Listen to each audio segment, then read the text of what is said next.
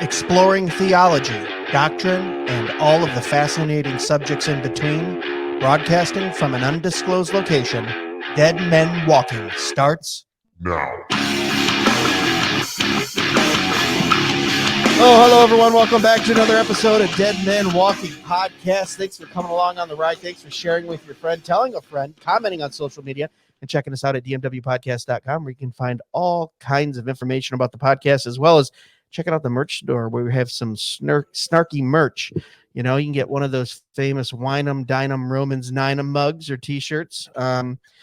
The Askell DeSantis 84 shirts, 2024 shirts have been selling pretty well as a joke. I did that as a joke, but you guys seem to be buying them. So it's a lot of people from Florida, because I think that's where Askell's from, down there in Sarasota, and DeSantis. But yeah, check that out. It supports the show. We're not retiring off this podcast. As you guys know, it's a passion, and we like to have interesting people on every week. We like to talk about the Lord. We like to talk theology, culture, politics, all those things. And this gentleman's pretty well known on Instagram, has a very large following, does response videos, does memes, does all these things. And I've been reading his stuff for, over a year, probably. I think I've been following on Instagram, and I know he's been around longer than that. But I just really like his commentary on his videos and what he's saying. A lot of the things that we talk about on this podcast, he talks about on his Instagram account and on other social media accounts. So we want to have him on, just have a discussion. It's Michael Moore, the Honest Youth Pastor. How are you, sir? I'm good. Thank you for having me on. I appreciate it. I just have to say right off the bat, if you guys are watching this, obviously you listen, but if you're watching on our YouTube channel, you can see right on his mic stand, exegesis over eisegesis. We're already best friends, bud. Just that good. sticker Excellent. alone. We just become we're going to be good. Yeah, we're going to become good friends. So thanks for being on the podcast. So I started following you on your Instagram account and correct me if I'm wrong, I think it's Honest Youth Pastor, correct? Correct. Yeah. Yeah, and you have a good following there. A lot of response, a lot of people commenting. You put a lot of content up, which I absolutely love. You like that fresh content, get to scroll through and go, oh, he's got something new up. I want to take a look at it. Tell me a little bit. Well, introduce yourself. Give us a little bio. We usually start out with that, so the listeners kind of know a little bit about you. Give us a personal bio, and then tell us a little bit about how the Instagram account and the social media account started. Gotcha. Yeah. So as you've already said, my name is Michael. I've been in ministry for going on almost 18, 19 years in various forms or fashion. Right now, currently, I just assist at my church. I'm not necessarily a pastor at my church. I just assist there. But I'm married, have 2 kids, work a 40, 50 hour a week, normal job like everybody else does, and then help out at the church as needed. And so that's what I do now. Now the account started nearly 10 years ago. It'll actually be this 10 years this July is when it started, and it came out of a transition from a church, actually. So I was a youth pastor at this church, and we had a new minister come on, and we tried to work it out for about a year. I'm not going to go into the whole story, but it ended with basically, I don't know if being told to leave is the thing. It was like it was kind of put as a mutual split, but it wasn't really a mutual split.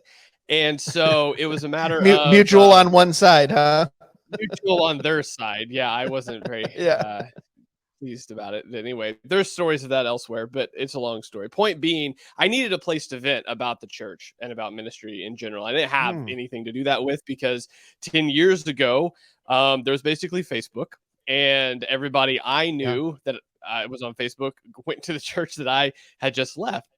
And so there was no real place to do that. And I just hopped on Instagram. And at the same time, my wife had, Reddit was a thing even back then. And she was, I didn't know what a meme was, but she knew what memes were because they were online and on Reddit.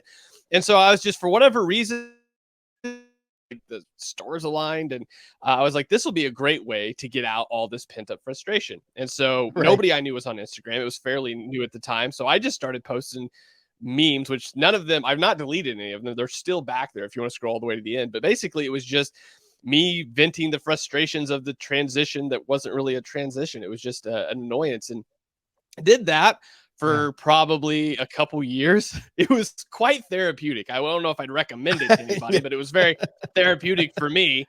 And so did that. And then there was a quite a few people that could relate to that situation. Apparently, I didn't realize it was ministry issues and church issues were such a big thing for people, because up until that point, I had been involved in very healthy churches with the exception of one when I was really small. So I didn't really know that it was that big of a thing. And people started following. And then there was at one point, I thought, man, if there's going to be this many people here, I should probably do something a bit more productive than just vent.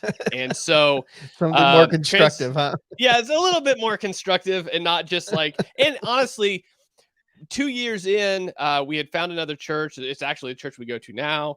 It's a very healthy church. It was a very, biblically centered church. And I didn't really have anything to vent a whole lot about anymore. That had kind of helped me process through it. We were in a healthy church. And I thought, if there's going to be this many people, there's probably maybe 2,000, 3,000 people following. I thought, this is a lot of people. And if I'm going to have this many people listening to whatever, for whatever reason, I should probably do something a bit more productive. So we sort of transitioned into more theological memes at that point. So, and then obviously there's been a lot of transitions up from that, but we're about 10 years in at this point, which is kind of crazy to me. So. Yeah, that is great. I mean, that's a long time to do anything, especially an Instagram account dedicated to one thing. I see a lot of these kind of fizzle out within a few years. A lot of podcasts don't last more than a year. People go, where's my 10 million listeners per episode and my glory and fame? I'm out of here, right? They all want to be the next Joe Rogans or whatever. But what I really liked, and I kept scrolling. I will admit, I did not get to the first meme because I kept scrolling and I'm like, how long has this guy been posting? It was like 5 minutes of scrolling.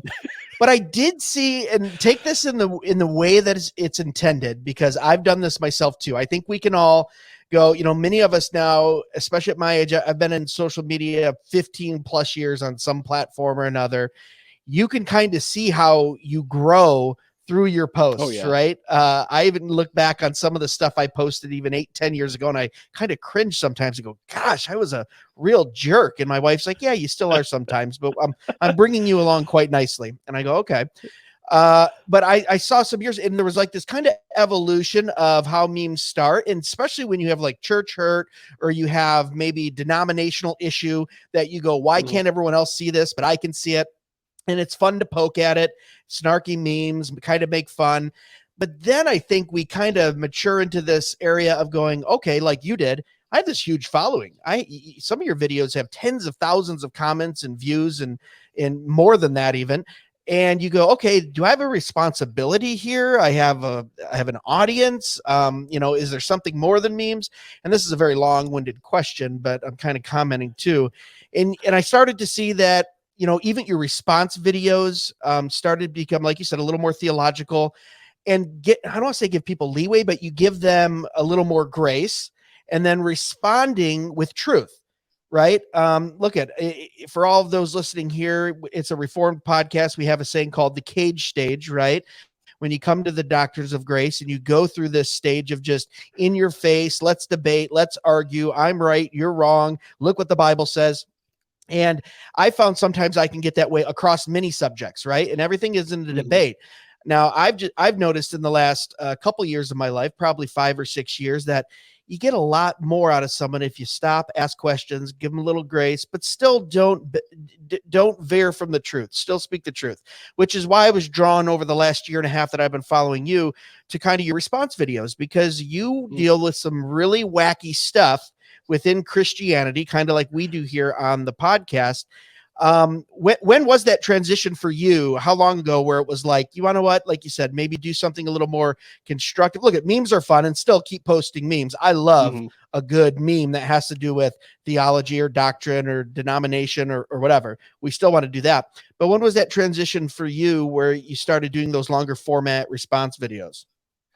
Well, the response videos were actually more of just an evolution out of the meme part of it. So, like, I remember, I don't know how many years ago it was. It was probably 4 or 5 years ago that I had made a meme about Bethel, and somebody reached out to me and they're like, "Hey, you're gonna stand before God one day and be held accountable for what you say." And they're like, "I don't necessarily disagree with you, but the way you say it isn't really helpful." And I had the initial reaction that I probably had a lot back then, which was, you're an idiot and I'm right. I don't even care. And for whatever reason, that bugged me all day long. I remember that bugging me all day long that they said that. And I thought, man, they're right though. Like it's not my point here is to try to help people see why it's wrong, not just that, hey, I'm right about this.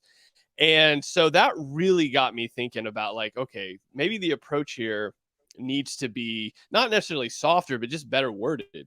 And so that was happening. And then I have always loved, I'm an oddball in this probably, or in a minority at least, but I just love listening to sermons and like kind of picking it apart and being like, okay, what was good here? What was bad here? What can I learn from this? Because I want to be the best preacher I can be.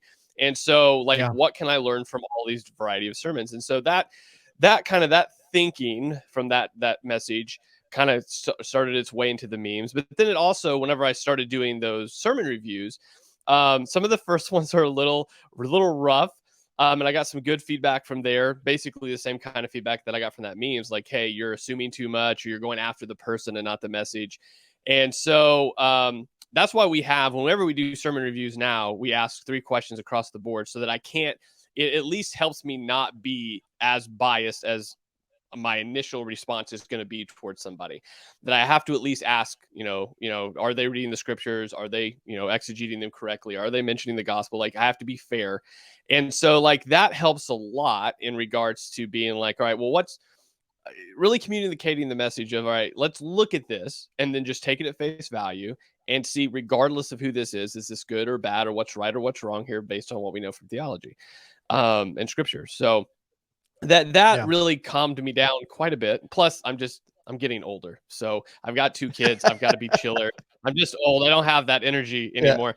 So all of those things coming together really help because I think too, just to throw this in, I think having kids has really helped me think a bit more through this than normal, because obviously I'm coming at something and I understand what I'm looking for, but really teaching people through it, understanding like they don't have that in their head already. So you're going to have to explain it to them. You're going to have to teach it to them. And so honestly, it's one of those things that I really wish I could go back and tell myself, when I was in, youth ministry all the time, which is like, hey, dummy, you have to explain this stuff. And so a lot of that, all of that together in the same pot mixed together makes me sometimes, according to some people, far too charitable. But my point is just to demonstrate like, hey, this is what it is. This is why it's wrong. I have no interest in attacking the person. The person themselves is wrong. Maybe they're unrepentant and I'm not going to do anything about that. God's going to have to be the one that does something about that. But just pointing it out so we can see the error. So. Yeah, Bethel's a tough one for me because you talk to any Christian that's defending it and you go, I just don't see how you can defend some of those doctrines and some of those things, the grave soaking and the leg pulling and the spiritual tarot cards and the Bill Johnson saying kenosis with Christ and he was fully man and not fully God while on earth. And you just go, and he says it in his books. And I've had theologians on that defend him, Dr. Sam Storms, we kind of got in a push back and forth. It was respectful, but he was defending him. And he said, oh, well, he's not a theologian. He's a pastor. You got to give him a break. And I just went, mind blown. What are we talking about? Right. But so those are low hanging fruit to where I kind of get worked up on some of those things that seem so blatantly anti-gospel, anti-Bible, anti-God. But I think also too, like you said, and I agree with you, even children are like a common grace of God that kind of takes men and molds them into the more mature men that we're supposed to be, right? Even Proverbs talks about children having different type of blessings, one of them being the crown of our glory, but also maturing us in a way. Even if we miss the discernment boat, we miss the wisdom boat, God has a preset in there that goes, oh, you have kids, you're going to view the world a little bit differently, and they help calm you down a little bit. So I'm 100% on board with you there because I'm the same way when I started having kids. But so you have this, and you're looking at different things theologically. You're doing response videos. One thing that I'll say that I agree with you, and I tend to do here on the podcast, that's why I said I really relate to you, because I think we kind of have a little bit of the same style. I was watching a a baptism response video on Instagram with a gentleman named Zach Lambert, I believe. And I'd responded to a few of his tweets. We just got back on Twitter last year, and he followed us, and I said some stuff, and I think he blocked me or something, and I was nice, but essentially he was doing a baptism comparison of baptism being inclusion, and then kind of eisegesis, like you would say, or like your tag says there on your microphone stand, into the LGBTQ community. So he's a progressive leftist, Christian, air quotes, on that side of those things theologically. But what I liked what you did is, if you in your younger years or my younger years, we just come out and go, that's absolute heresy, that right, blah, blah, blah, blah, right? But you stop the video and you go, oh no, now hold on. There is truth in that. Baptism is based on inclusion. Absolutely. So let's see where he takes this. And I think that's what we need more of online, is dissecting that and saying, look, you are hearing 70% truth or 60% truth or whatever that percentage is. But the 30 or 40% here where it's twisted and then we're putting stuff into it that isn't in the text, that's what we need to focus on. And I think that helps people. I think you and I have that discerning eye, and I'm not saying that to puff us up or say we're extra smart or anything, but there's a lot of people out there that don't have that will listen to a video by Zach Lambert and go, wow, that makes sense. Yeah, baptism is inclusion, and we should include certain people living certain lifestyles. Yeah, let's go. And he has a whole church of people that do that, and hurrah and amen him. Yet there's a very clear distinction between truth and almost truth, right? So yeah. I like that you do that in those videos. And wouldn't you agree? I think we need more of that from pastors, ministers, people like us that do podcasts and in social media. I think a lot of this, and this is what I found. I mean, it's something you see a lot anyway, anytime you're doing discipleship, anytime you're teaching anyone. But what I've really seen this for sure is I've been probably for the last 3-4 months, we've been going through church history on Wednesday night. I've been teaching through church history to just, our Wednesday night Bible study people. And these are people that have been in church their whole lives. And what's been really fascinating to me is to see that there's a lot of things that I assumed they knew, or I know where you're going with this. I know where you're going with this. I don't mean to interrupt you, but we say this all the time on the podcast. Go ahead. And so it's one of those things where I think a lot of times, especially as just, this has given me an eye, not only the sermon reviews, but just teaching through this class for sure, is that there's things that I have in my head that I assume so I don't even mention them. I just go into it assuming that you are on the same page as me, you have the same definition as me of whatever this word I'm about to use is. And so I just shoot it out without even thinking about it. And so as we just recently went through, the canonization of the Old Testament and what that looked like and all of that, and the questions they had, I was like, wow, okay, you've been in church your whole life and no one's told you this. Yeah.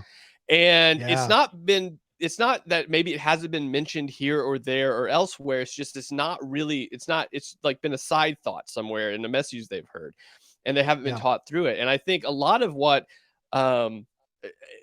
I tell people all the time, like, I'm not doing anything groundbreaking with these sermon reviews. I'm literally just sitting there kind of going through and just double checking theology is all I'm doing. And hopefully, and we've got a lot of very encouraging messages where people have said that, like, them doing that now has helped them see some things that they didn't see before. And so I just don't think we train people to do that well. We assume that they know basic, like you said with the whole Bill Johnson thing. Yeah. There's people that don't know. They don't have a clue what the Nicene Council was about. And so you talk about the same substance or a similar substance, and they don't even have a clue how to process that. They've never heard that before. Yeah. Even if even if they do repeat the creed every week. And so it's one of those things that I think really taking time and not undervaluing discipleship, not like, hey guys, we're going to dig into this, we're going to read through all of the works of Augustine, but just basic theology, and just being like, hey, this is what the church believes. This is why we believe it. This is what you should kind of look for. This is just basic doctrinal stuff, because people like Zach, not to pick on Zach, but people like Zach will say things and maybe quote an early church father, like a sentence from them. And people will be like, oh, you're smart. You've read all this stuff, so you must be right. And then just follow along behind. And because they've never read any of the early church fathers, they don't have a clue who that person is you just named, but they know you named them, so you must know what you're talking about. And so just really helping people be like, hey, maybe you should turn off the Netflix and maybe you should read this book, and just helping them disciple, just basic discipleship to give some sort of discernment, because there's so much stuff that is really easy to spot if you know basic theology, but when you don't, Yeah.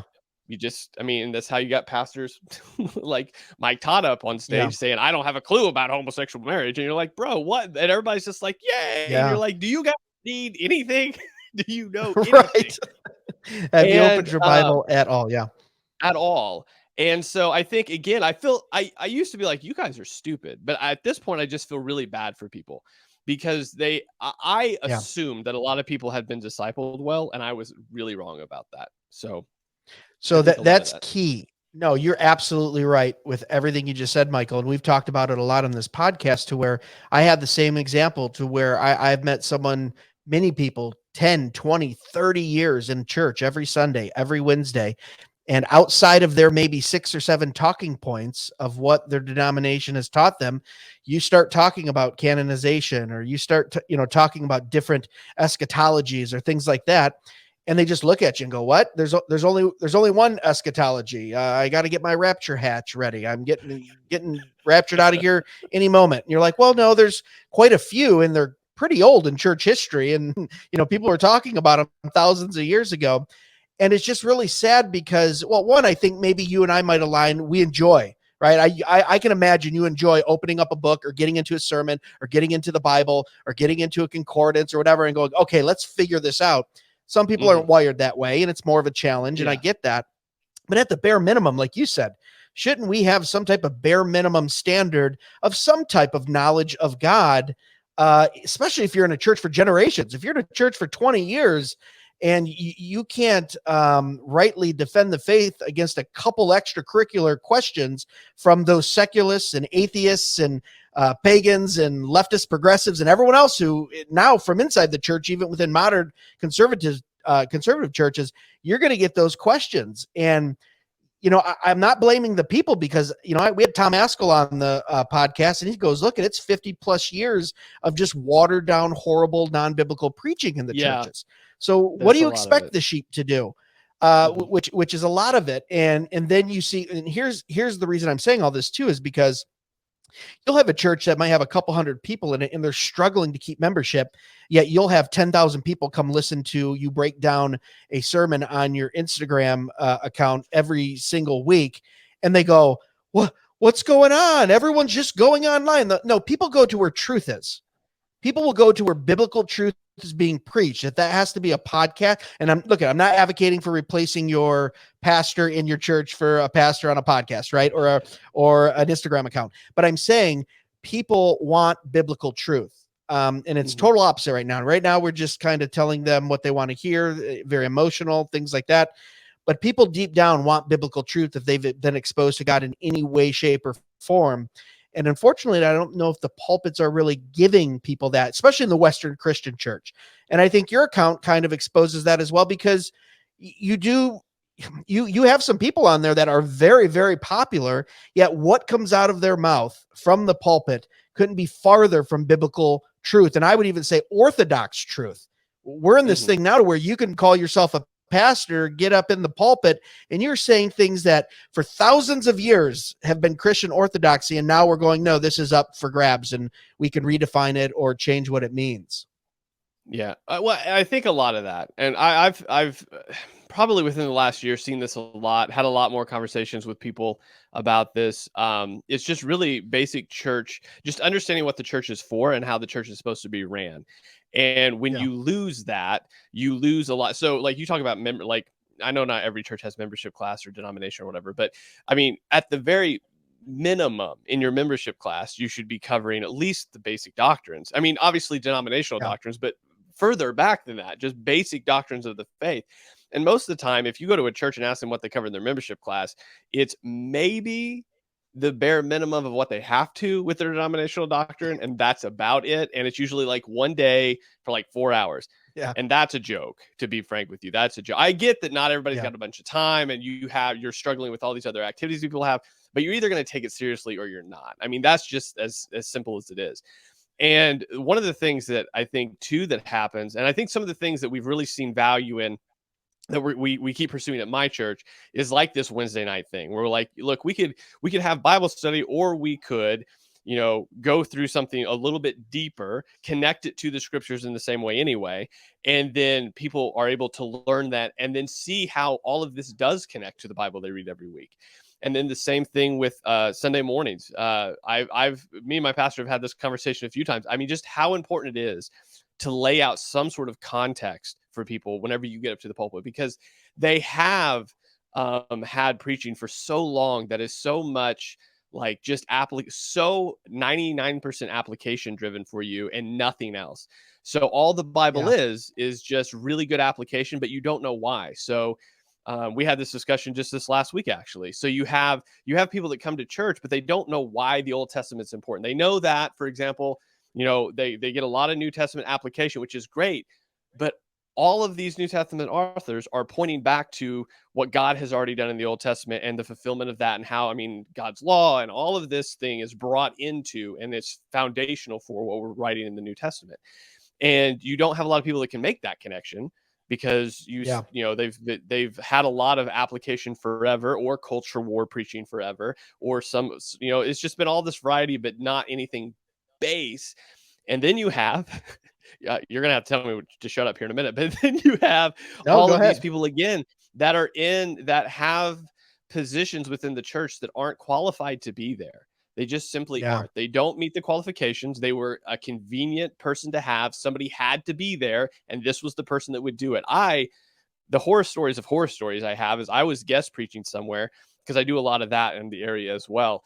And somebody asked me to come by this church. It's like, cool, whatever, I'll come by. And I, before, when they were doing the announcements, they were like, hey, if you want to be on they called it a board, but it was essentially that denomination's version of elders. There's a sign-up sheet in the back. And I just looked at my wife. I was like, what is happening? There's just a sign-up sheet. There's just whoever you want to do it. They're like the Oprah of churches. You can be an elder. You can be a pastor. You can be an elder. Just giving them out, huh? Just sign up. Like, is there nothing? I could just go back there and put my name, I guess. And so it was just so strange that you're just like, there are qualifications for this. There are reasons that there's qualifications for this. And whenever you don't run the church the way that God has put forth for the church to be ran, all you're going to have downstream is terribleness. You're going to have application driven, because that's what that is what gets people there. And they're going to be there for that. You're going to have charismatic people, but no quality or character behind them. You're going to have all sorts of things. Every time I post anything about pastors on Twitter, which is a vile cesspit of nonsense, I get so, I just reply after reply of all these unqualified pastors that have been arrested for a variety of things. And that's what you're going to get when you have people that are in positions that aren't qualified, that have simply been put there because a spot needed filled. And so I'm not surprised so much anymore that people don't know basic doctrinal stuff, that they can't tell you any sort of Trinitarian doctrine or even tell you what the Nicene Creed is, because they'd never been taught, and they've been led by people that weren't supposed to be there. So in 2022, Ligonier did a national survey, 45,000 people that self-identify as Christian. 65% of them either didn't believe in or couldn't explain the Trinity. A little more than that, like 68 or 70% did not believe Christ was deity. So you have the majority of people self-identifying as Christian. That's why I think it's kind of, when we say the word Christian, it's almost like saying evangelical now. Like, what does that mean? There's so much that encompasses evangelical that even now when we say Christian, you have such a wide range of belief there, unfortunately. That's why, when I say I'm Reformed Presbyterian, I have to say Presbyterian, not Lesbyterian. I literally have a whole denomination of Presbyterians that are just so wacky and so out there and still identify with the denomination of Presbyterian. But I'm a Westminster Presbyterian there. It's like you really have to start defining terms when we talk about these things. Well, every time, so just so everybody knows, so I always get called a Baptist online. Okay, so I definitely have Baptist leanings. Okay, I get it. Okay. But anytime I have the same sort of thing. So I'm actually ordained in the Wesleyan Holiness denomination. But anytime I say Wesleyan, Okay. the same thing Yep. happens where they're like, "Oh, you're like the northeastern Wesleyans." Like, no, I Yeah. don't really even call those people brothers and sisters most of the time. And so Yeah. that's the thing where you have to, drill down a bit on that because they don't know. Now, I do want to, maybe the podcast will go this way, but I do want to kind of put an upside to that, all that downer I just gave as well. There are people, Yeah. even though there's a lot of people that don't know, and I'm not surprised that they have terrible theology. There are people, like you said, that are looking, that are concerned, and there's a lot of really good ministries that are out there sort of putting that content out. Some of them are out there specifically so pastors have resources that maybe they don't have access to within their denominations to then use. So there is a silver lining to this terrible rain cloud, that people do recognize that now, and then they're starting to do something about it. So would you say, okay, so let's kind of end on that note too, then, as we wrap this up. So would you say because we could, I feel like you and I could sit here, and I'm very pragmatic. I'm a realist. I wouldn't say I'm cynical, but I look at things and like to focus on the things that could be fixed. Right. So let's not make the whole podcast that, but as we finish here, so on your Instagram site, account, and all of your social media, what are some positive things that have come out of that then? Is it seeing people waking up and going, yeah, I want to know God, I want to know this truth, I appreciate you doing this, brother? Like, what are some of the things over those 10 years to where you said this is a positive aspect? Well, there are two things specifically. The first is we do get a lot of messages of people that say, "Hey, look, I don't agree with you on hardly anything, but I do appreciate that you're having these conversations," which is way better than most messages I get. So, like, I appreciate those that are like, "Hey, I think you're dumb, but I appreciate you at least talking about this stuff." And so that to me is encouraging, because there's a lot of people that simply just won't have those conversations. And there have been a number of emails or DMs we've got where people have said, "Hey, I had never considered something before you said that, and then I looked into it and I have changed my mind on it," which is like a weight that I don't really like having on my shoulders, but I'm glad that that got them thinking about it. And something very similar has happened. And this, honestly, I don't like it, but I'm glad that at least people are thinking about it. We've had people DM us and be like, "Hey, I went to a church for 6-7 years. I, watched your videos. I started listening to the sermons closer, and now we go somewhere else," which is like okay, good, I guess, but also I don't like that. But I'm glad that people are getting, at least thinking through things. That's the whole thing. I tell my kids that all the time. Like, I do not want to be the one that does the thinking for you, because eventually you're going to be outside of this house and you're going to have to think for yourself. And I'd rather you not rely on me, because if you do, when you get out there, you're just going to pick somebody else. So I'd rather you use the brain God gave you and think through these things so that you can form an opinion. You can argue back in an intelligent way, and the stuff you're talking about. One of the rules we have, my son's younger, so he doesn't, what he argues about is like if he wants nuggets or pasta. But my daughter is older, and one of the things I tell her all the time is like, I just don't like it isn't a reason. Like, I need you to, I don't want to just contend with you all the time to do that, but I need you to just know that I don't like it's not a good intelligible reason to say, I don't agree with that or this. Well, why don't you then? And to think through it. And that's one of the really good things that I think have come from this account. I am by nature a confrontational introvert. So the online thing works perfect for me. And so the idea, you can just drop your truth bombs and then get out and just walk away. Yeah. And so one of the things is just kind of like, hey, boom, here it is. I don't care. Like, I think people get caught up in this thing that I want them to agree with me. I don't care if you agree with me. I do want you to think about it. Like, that's what I want you to do. Think about it. I don't even engage in the comments anymore for that reason. I'm not trying to argue with you into my way. I don't care. Like, you'll come to your conclusion by the grace of God, however you get there. But I do want you to think about it. And so to get you sort of into that, and the positives that I have seen from that are people have had to engage their thoughts. And that's happened to me. 10 years ago, some of the theological positions I held have changed by interactions I've had on this account. And so to the better or worse of some people's opinions, but the idea that it has. And so my hope is that I at least provoke you into thinking that way. Again, I don't be mad at me. Don't agree. Right. I don't care. It makes no difference. I've been doing this 10 years. It could burn down tomorrow and I don't care. But the point is I want to get you thinking about it. And as long as you're thinking about it, I trust that God will use that to bring you to himself. So yeah, no, that's so good. And I would even say, look at, you don't want, like you said, you preference it with, I don't want people leaving their church or whatever. That's not your intent. But I would say in that 10 years, if one person, God used you to influence one person to rightly see who he is and not either sit under a false gospel or a false doctrine or false theology, then that 10 years is worth it. I mean, because you consistently speak truth. So, all right, as we end here, I do have to ask, I've been looking at your background the whole time. I see a guitar neck there. I don't play guitar, but I play piano and drums. What do we got going on, Michael? Are we a musician? Are you a collector? Give us the lowdown. Funny story about that. So when me and my wife were dating, I said something so innocuous one time. I was like, hey, I'd like to learn how to play guitar. So at the time when we were dating, this girl saves up 2 months worth of paychecks, surprises me on my birthday with this Fender Stratocaster. I have yet to learn how to play it, but I can't get rid of it. So now it's about Michael. How dare you? All the time. That poor girl who was eventually your wife saved up all that money.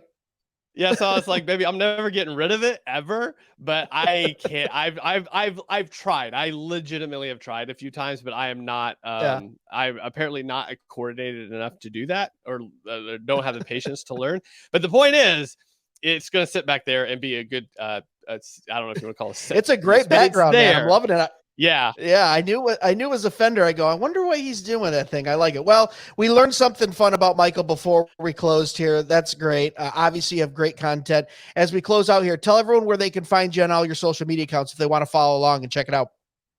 If you just search Honest Youth Pastor on Google, it'll basically pull up everything you want to find, or just Honest Youth Pastor on Instagram. Also, we link to everything else from there as well. So. Very cool. Michael, thanks so much for being on the podcast, sitting down with us for a little bit, talking. Anytime you want to come back on, talk about something controversial, got to get it off your chest. We can yell and scream and rant and rave. And then by the grace of God, hopefully help some people through some issues. You're more than welcome to come back on. I appreciate you having here today, brother. Oh, thank you. Thanks for having me on. I appreciate it. I can talk all day. Yeah, me too. That's what I said. We want to try to keep it to 35, 40 minutes. I felt like you and I, we could probably go a couple hours, but we all have things to do. We got families and wives and jobs and stuff. So guys, thanks so much for listening to another episode of Dead Men Walking Podcast. We appreciate you sharing the podcast, listening, commenting, all those good things. And remember, the chief end of man is to glorify God. Enjoy him forever. God bless. Be sure to follow us on Facebook and Instagram at Dead Men Walking Podcast for full video podcast episodes and clips, or email us at deadmenwalkingpodcast@gmail.com.